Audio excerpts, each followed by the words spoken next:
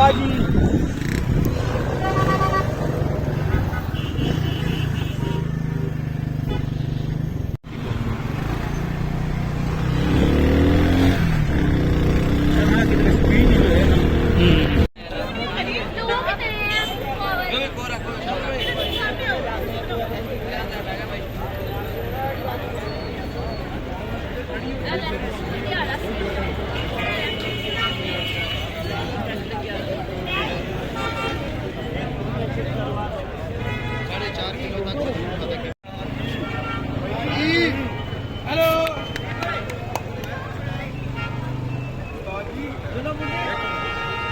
अस्सलाम वालेकुम dear friends, आज फिर मरी के अंदर एक एक्सीडेंट हुआ।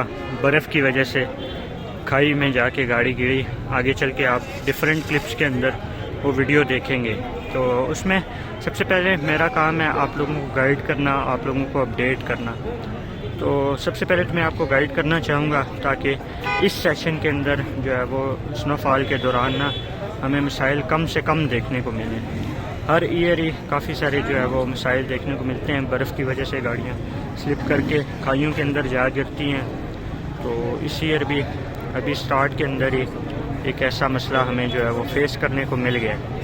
ये GPO चौक है, यहाँ पे कोई हादसा नहीं हुआ, बल्कि यहाँ पे पहुँचने के लिए जो GT रोड आता है वहाँ पे बांसर गली के मकाम पर जहाँ पर हम रहते हैं वहाँ पे ये हादसा जो है वो पेश आया है। आगे चल के डिफरेंट क्लिप्स के अंदर आप देखोगे।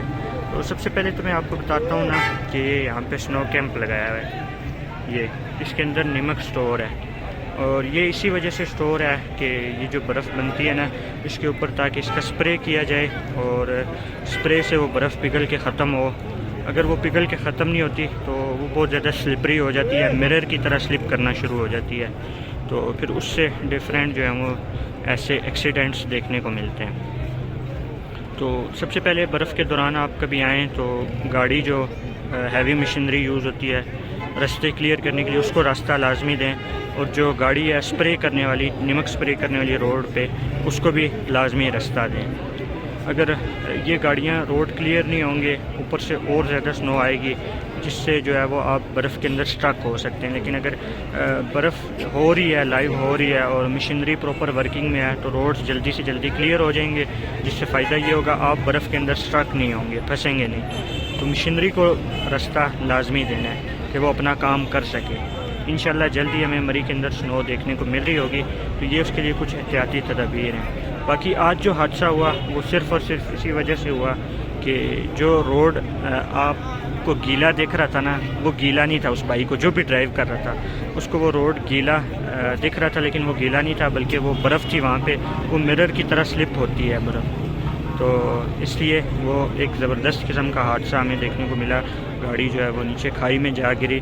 तो अक्सर आपको रिकमेंड किया जाता है कि अपनी गाड़ी जो है वो मरी के अंदर ना लाएं, क्योंकि यहाँ के जो मकामी ड्राइवर हैं उनके पास एक प्रॉपर स्किल है मरी के अंदर ड्राइव करने की, गाड़ी को ड्राइव करने की। वो स्किल आपके पास नहीं है, तो इस चीज़ का भरपूर ख्याल करना चाहिए, अपनी गाड़ी कम से कम लाई जाए।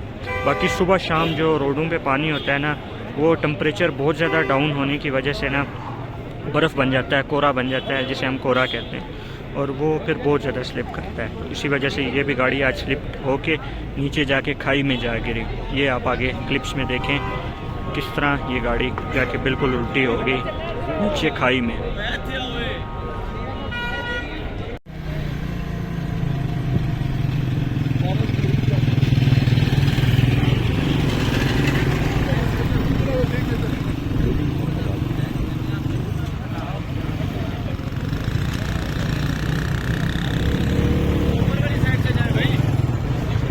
ऊपर वाली साइड से निकाल दो यार, आने दो।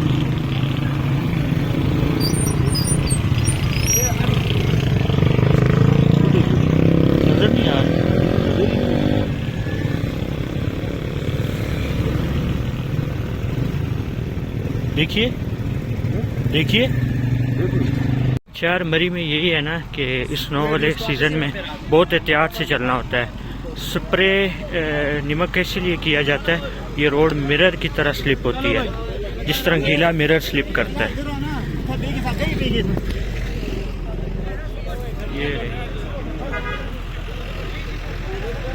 तो ये रोड बहुत ज़्यादा, अभी ये देखें ये गीला इसलिए आपको दिख रहा है ना, क्योंकि ये गीला बर्फ़ बनी है, मिरर की तरह स्लिप कर रहा है।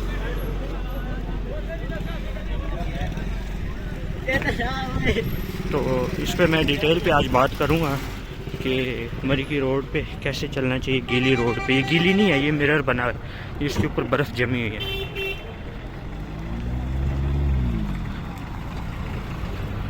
यार ये सब डिटेल्स आप लोगों को सिर्फ़ और सिर्फ इसी वजह से प्रोवाइड की गई क्योंकि फ्यू डेज़ के बाद ना मरी के अंदर हैवी स्नो एक्सपेक्टेड है।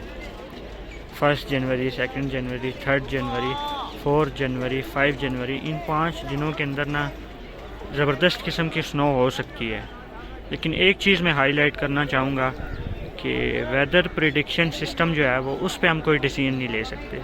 हमें रोज़ाना की बेस पे यहाँ का इन्वायरमेंट, यहाँ की ये सब कंडीशंस देखने के बाद ही कोई फ़ैसला करना होगा, कोई डिसीजन लेना होगा कि क्या स्नो का सीन है।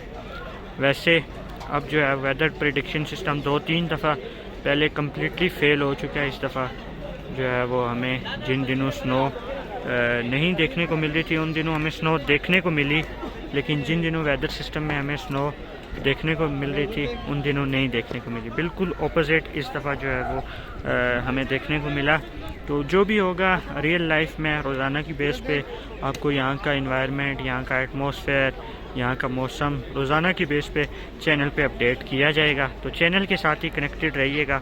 इस तरह वेदर सिस्टम को ना देखिएगा अगर मरी के अंदर लाइव स्नो देखना चाह रहे हैं।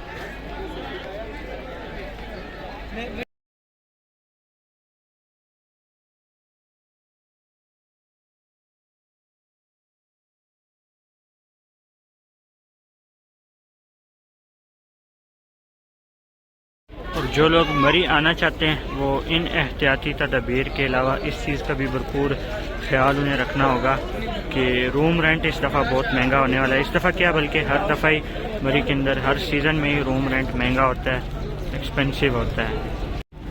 यहाँ पे हमें जो है वो स्नो जैसे ही स्टार्ट होती है उस वक्त का तो नहीं पता कितना रश होगा, कितना जो है वो क्या सीन होगा, क्योंकि अभी ये रिसेंटली जो 23 तारीख को भी हैवी किस्म की स्नो हमें देखने को मिली।